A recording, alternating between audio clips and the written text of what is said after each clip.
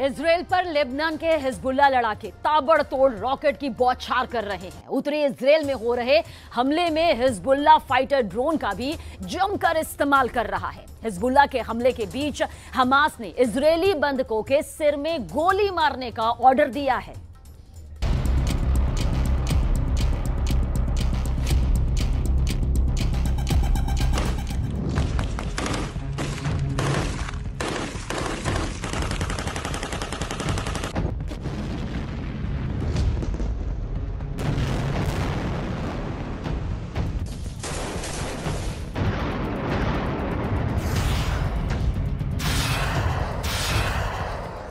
Israel का Hamas से युद्ध चल रहा है।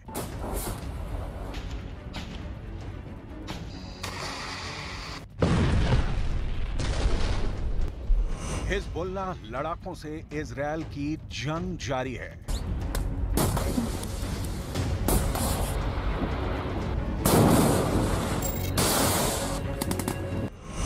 अब क्या अगला नंबर जॉर्डन से आर पार की लड़ाई का है?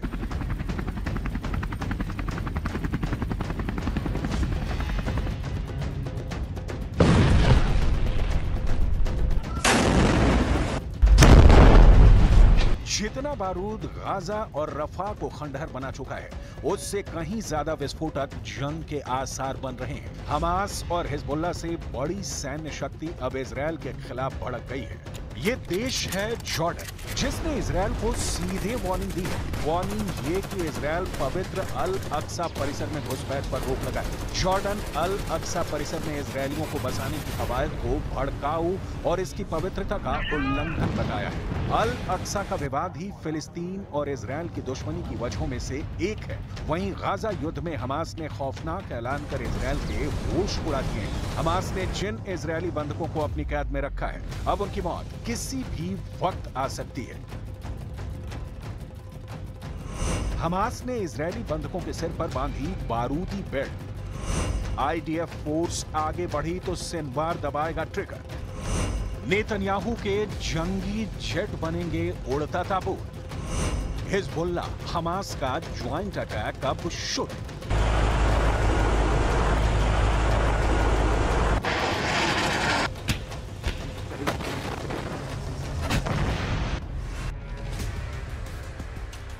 हमास युद्ध सबसे विस्फोटक दौर में पहुंच चुका है। जहां हमले की लिमिट क्रॉस हो चुकी है, वहां विध्वंसक हथियारों की मार अंधाधुंध हो रही है, जिसके बाद बारूदी बैटल में हमास को फुल बैकअप भी मिलने लगा है। ये बैकअप दे रहे हैं लेबनान के हिजबुल्लाह लड़ाके, जिन्होंने इजराइल पर एक दो नहीं 250 से ज्यादा रॉकेटों की बौछार कर धुआं करने की कोशिश की है। हिजबुल्लाह लड़ाके अपने टॉप कमांडर की मौत का इंतकाम लेने के लिए इजराइल से आर पार के युद्ध के मूड में है।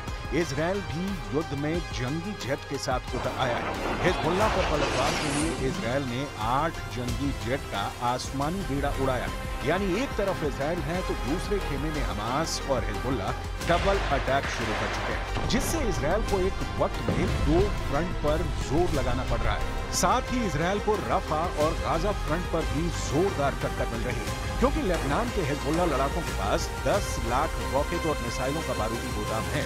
ईरान के कुद्स फोर्स ने एक रिपोर्ट में दावा किया है कि लेबनान ने हिजबुल्लाह फाइटर्स के गोदाम में 10 लाख से ज्यादा गाइडेड मिसाइल, कत्यूशा रॉकेट और एंटी टैंक मिसाइलों का भंडार है।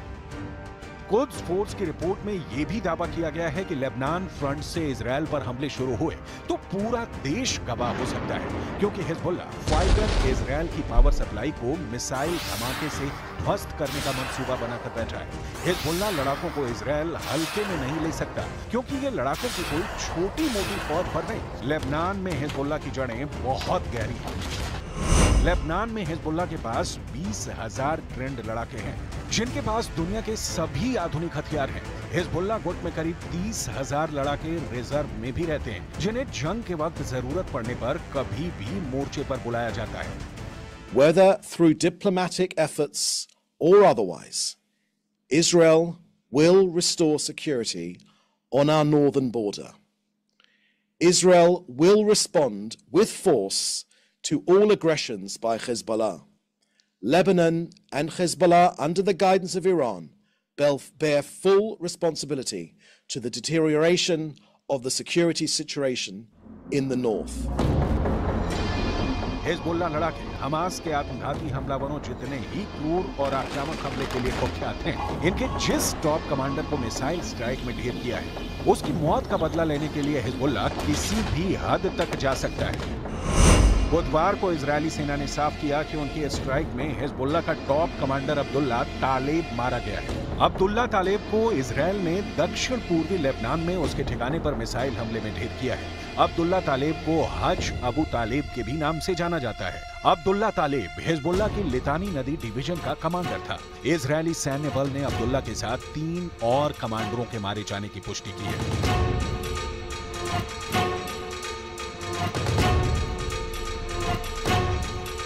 इजरायल से मिले झटके ने हिजबुल्लाह लड़ाकों को भड़का दिया, जिससे इजरायल में बड़े हमले का अलर्ट है। वहीं हमास की तरफ से लड़ाकों को सीधा ऑर्डर दे दिया गया है कि अब इजरायल की फोर्स को देखते ही बंधकों को सिर में गोली मार दी जाए।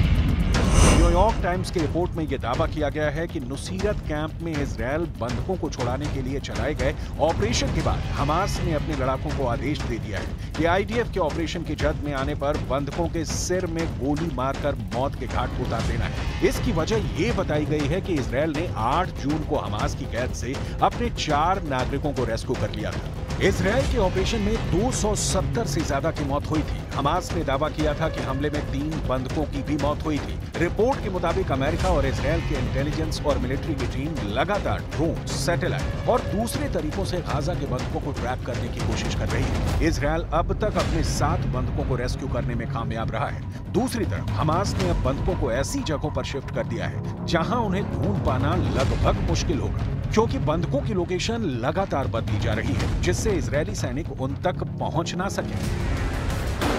हालांकि इजरायली फोर्स अटैक मोड में है। रफा और गाजा के चप्पे चप्पे को खंगाल रहे आईडीएफ सोल्जर हमास लड़ाकों का सफाया करते हुए बंधकों की रिहाई का ऑपरेशन चला रहे हैं, क्योंकि यूएनएससी में इजरायल पर जल्द से जल्द युद्ध खत्म करने का दबाव बढ़ता जा रहा है। उधर 8 महीने से चल रही जंग में हमास के भी हौसले पस्त होते जा रहे हैं।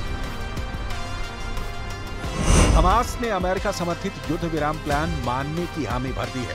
हमास इजरायल के साथ परमानेंट गाजा सीज फायर की भी गुहार लगा रहा है। यूएनएससी में इजरायल हमास जंग रोकने का प्रस्ताव 10 जून को ही पास हो गया था। अमेरिका के पेश किए गए प्रस्ताव पर हुई वोटिंग में 15 में से 14 देशों ने पक्ष में वोट डाला, जबकि वीटो पावर रखने वाले रूस ने प्रस्ताव से दूरी बनाई।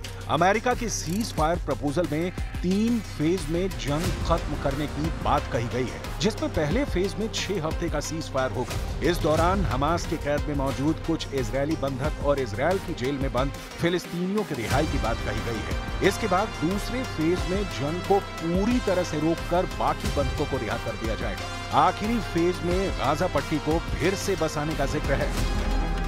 प्रेसिडेंट बाइडेन दावा कर चुके हैं कि इजरायल इस प्रस्ताव को स्वीकार करने को तैयार है, लेकिन नेतन्याहू युद्ध खत्म करने के मूड में कतई नहीं दिख रहे, क्योंकि उन्होंने अमेरिकी सीज फायर प्रस्ताव के केवल कुछ हिस्से पर सहमति जताई है। नेतन्याहू ने ऐलान कर रखा है कि हमास के खात्मे तक ये युद्ध रुकने वाला नहीं।